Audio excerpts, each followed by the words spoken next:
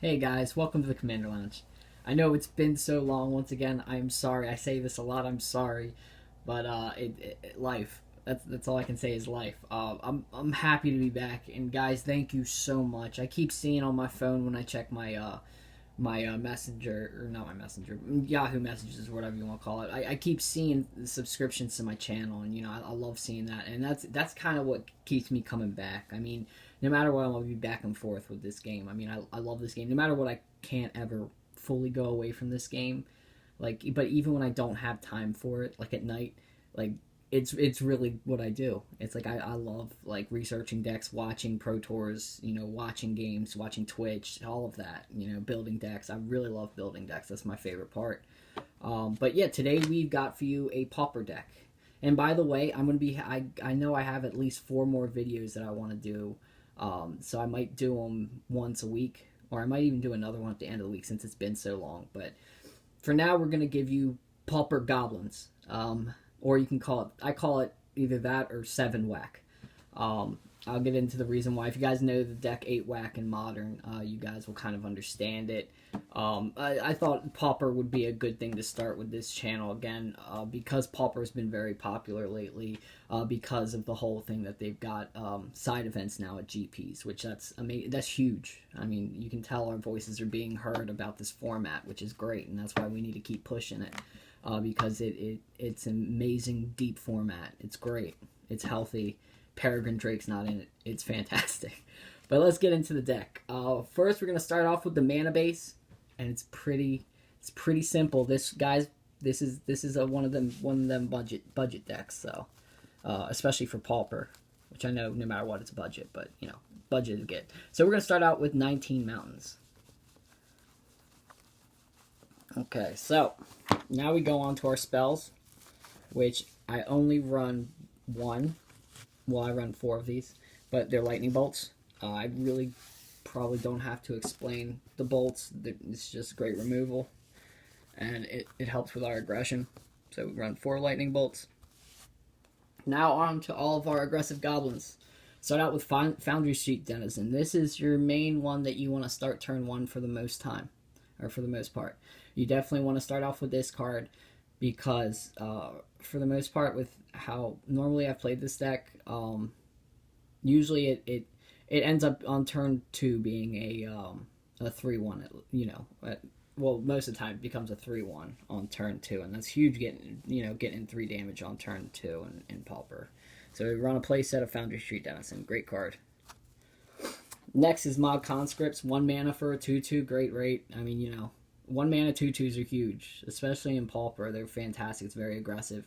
The only downside is that it cannot attack unless you have successfully cast a creature spell this turn, which you rarely have problems with that because of us only running bolts in this deck. There's only 4. I mean, there's only 4 spells in the main deck, and those are bolts.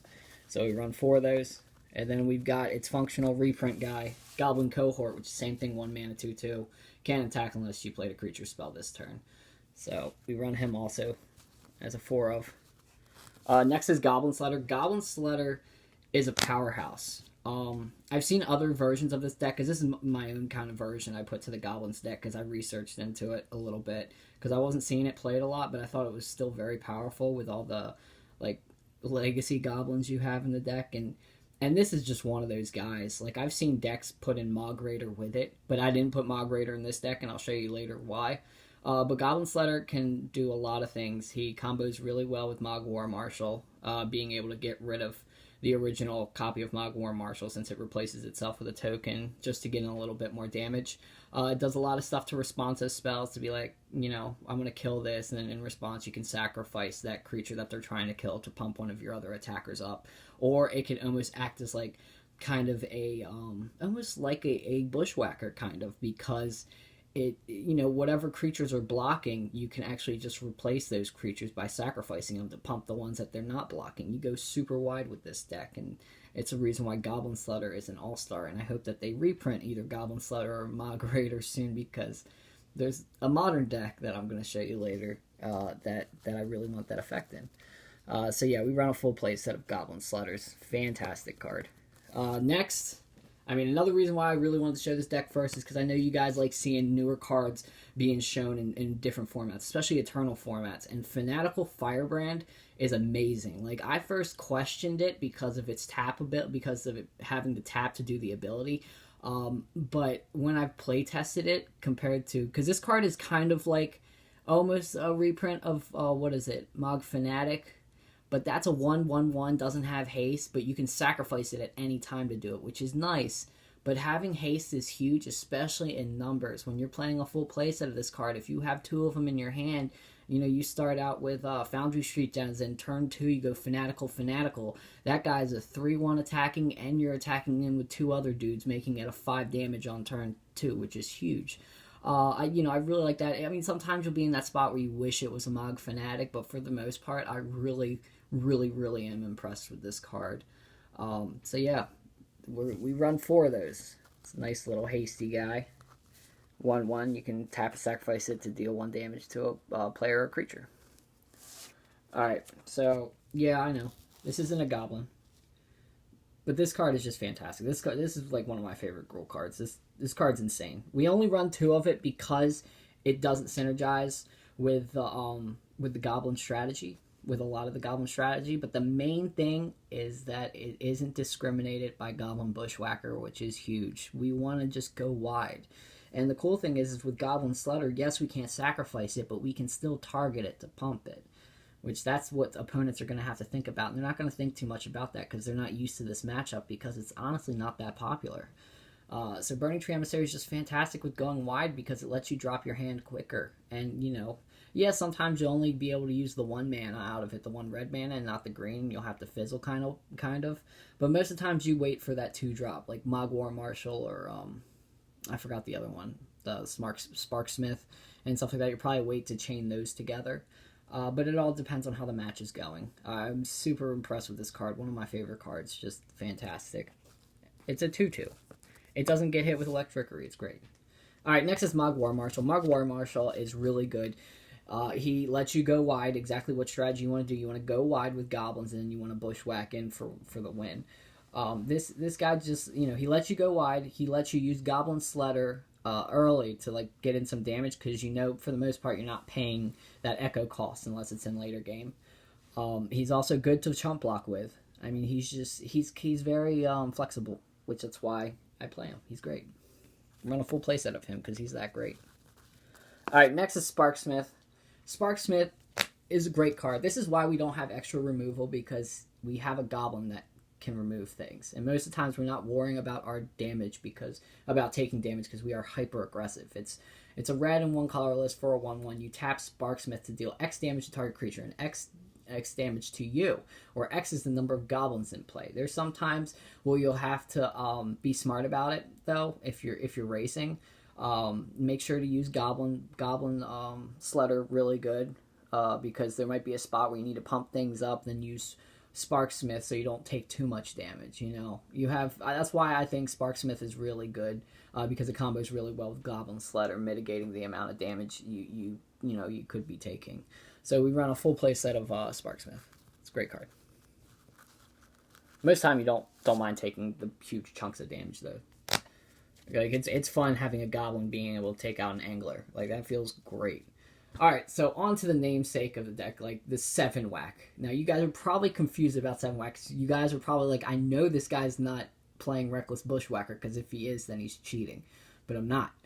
A Goblin Bushwhacker, if you guys don't know, is amazing. He's only 1 mana for a 1/1 goblin, but if you cast the kicker for 1 more red, when it enters the battlefield, if it was kicked, creatures I control get +1/+0 and gain haste. So it lets stuff that just came out that turn get haste, and it pumps everybody. It's great. The card is fantastic. We run a 4 of that because we need it. Now, this is where we get to the part where it becomes 7-whack. I consider it 7-whack because we run 3 Goblin Matrons with it. I am so surprised that I've been looking up Goblin Pauper lists and I haven't seen this card really. This is essentially your alternate copies of Goblin Bushwhacker. Because Goblin Matron is 3 mana for a 1/1, but when it comes into play, you search your library for a Goblin card, and then you put it to your hand. I mean, that's mainly what it's going to get, but there's certain times you get other things, like sometimes you'll need a Sparksmith really badly, or sometimes you'll have 4 mana open and you really don't, you can play this and then get your like Goblin Sled, or play your Goblin Sled, or if you're wide enough, and just win through some Goblin Sled. It gives you reach. It gives you there's a sideboard card that it helps get you there. Also, it's just a fantastic card. Like it's only a 1/1, but it gets you to your win condition, which is where you want to be, and it's also very flexible with all the goblins you have in the deck. Like there may be a time you might need to go get Fanatic, the fanatical guy. But for the most part, you're getting your Bushwhacker out of there, and you're gonna make sure that you win the game. So yeah. All right, now on to the sideboard. All right. So of course, if you're playing red, you got to play Electrickery. Electrickery is a fantastic card. You overload it, deal 1 damage to everything. Hurts elves, it hurts any types of token decks. It's just a great card. It's a fantastic card. You'll see the spot where you'll need them. So we run 3 of them because we don't have any draw stuff, and we got to stay consistent. We got to run a good amount of them. Next is Sylvic Lifestaff. 1 mana for an artifact and equipment. Equipped creature gets 1/0. Whenever equipped creature is put into the graveyard, you gain 3 life. Equip 1. This card we have to run because we just straight up lose to burn for the most part. We have to race the crap out of burn, and this is the only way we can really do it. And sometimes it probably doesn't matter depending on how great their hand's starting. Their hand, their draws go and everything. Like, it's just such a tough matchup, but I think for the most time, like that and Affinity, we just kind of accept our losses. But yeah. We try. We try with Sylvic Lifestaff. We try to win that race. Next is Smash to Smithereens. I told you guys about it already. Affinity is a problem. It's a huge problem. But Smash to Smithereens stays on the plans of being 2 mana instant that destroys target artifact and also keeps on the damage plan and bolts them. Bolts the people's faces. So it's a great card. Maybe I might end up putting a Gorilla Shaman in, but I don't know. Right now I'm just going to see how Smash to Smithereens does. Because I know the other one, Gorilla Shaman, can just end game. So maybe I'll eventually do 2 of those and 2 Gorillas. But we'll think about it. I still really like it. Especially there's other decks that really rely on artifacts also, and being able to destroy it for the most part is good. But I don't know. I haven't fully tested this deck out.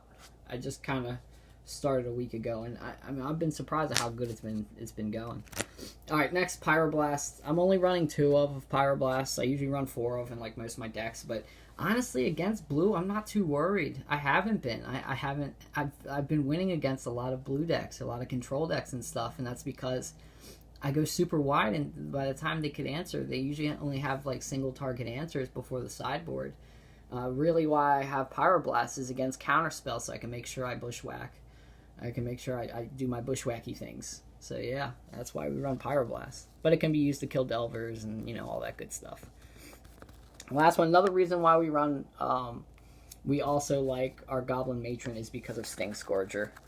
I mean, this guy's amazing. Like, I played, Delver Angler today, and just bouncing anglers with this card makes me feel so good. The card's great. 2 mana for a 2/2 Goblin. When Sting Scourger enters the battlefield, return target creature an opponent controls to its owner's hand. It does have an Echo Cost 4, which I actually paid for today to keep my guy alive, but I won the match because of that, which was great, but it didn't feel great. Most of the times you're not going to be paying the Echo Cost, but essentially it's a 2 mana bounce in red, which is rare, and that's why we run it. We need it against those big guys. We need it against Angler mainly. I mean, it really hurts Angler, but you can hit some other big stuff through Tron and other things like that, Hopefully, sometimes you have to do something, bouncing something with an ETB effect, but hey, that happens. But yeah, this was my deck tech of Pauper Goblins, or 7 whack as I call it. Let me know what you guys think about it. I will put a link in the description below for the deck tech. I think, like I said, the bad matchups are Burn for sure and Affinity. Otherwise, I think it really does good against the blue decks. It's really fast. I think it also loses to... It's not that great against Boggles, which is unfortunate. And we have no... Well, the reason why it's so bad against Boggles is that we have no sideboard answer against Boggles, really. which is, it's tough. It's tough to hate on enchantments when you're in mono red, but you just have to accept those losses in those spots and hope you get matched up in the right spots, which is true for a lot of formats, especially like modern. So yeah, guys, this was my Pauper deck tech. Let me know what you guys think. Liked it, hate it, think there should be some changes, think I built it wrong. Just let me know. Missed you guys. Happy to be doing this deck tech, and I will have another deck tech soon. A lot of them are going to be mono red, just giving you guys a heads up. There's going to be one that's going to be Grixis. But yeah, it'll be a different format next one, and I hope you guys are excited for my next video. So yeah, take it easy, guys, and bobble bobble.